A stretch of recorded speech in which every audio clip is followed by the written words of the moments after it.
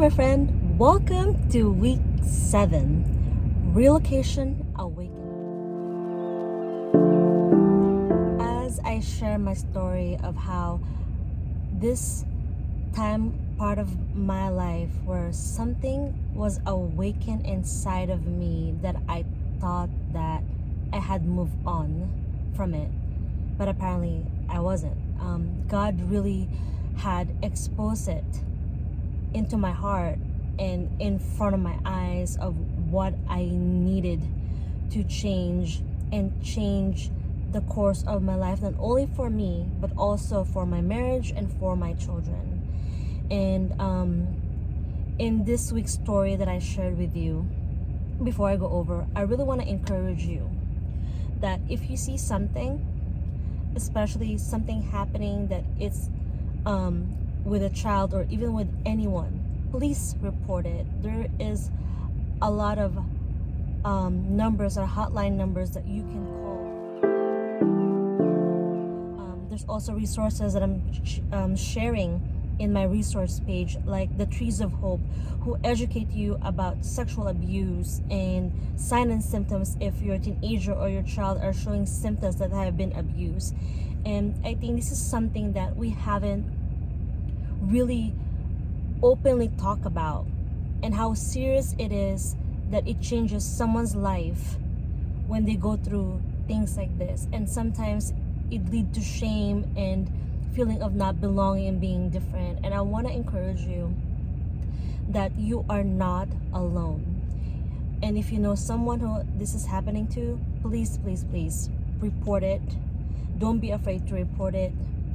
And if you are someone who been through this, I want you to know that you're not alone. You're not different. I am with you, listening to you, having your helping hand.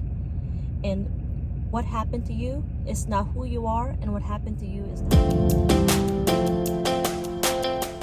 And as I look back through this week's chapter, Relocation Awakening, you have to understand that in my culture and the way I grew up, I didn't know what trigger means. I didn't know what even therapy means. It's not something that I grew up learning to do. And it's something that God had put it in my plate and asked me, are you willing to heal?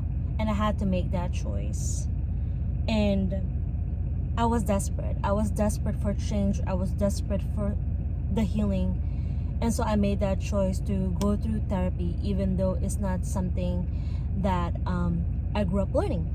But I'm glad that I did, and I'm really advocating for therapy. And I share some of the resources that I've been through therapy, like Dr. Michaela. She also has a lifeline, anxiety lifeline, that would help you and bring community for this kind of situation. I also shared my spiritual coach, spiritual mother, Angie Roars, who had helped me to spiritually navigate this trauma that I have been through.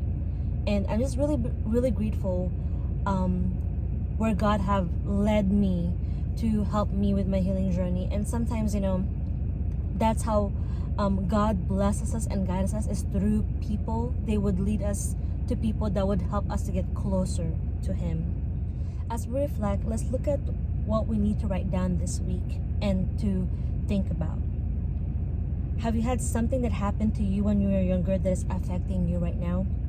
How is your mental, spiritual, and emotional health? Was therapy even normalized in your family? And as we go this week, here are some verses to meditate on, and I'm going to read them to you. Isaiah chapter 38, verse 17. Surely it was for my benefit that I suffered such anguish. In your love you kept me from the pit of destruction. You have put all my sins behind your back. Matthew chapter 11, verse 28. Come to me, all you are weary and burdened, and I will give you rest. Psalms chapter 107, verse 20 to 21. He sent out His word and healed them. He rescued them from the grave. Let them give thanks to the Lord for His unfailing love and his wonderful deeds for mankind. And again, I shared 7 songs for you to listen to, and I really hope that you listen to them and meditate on those verses.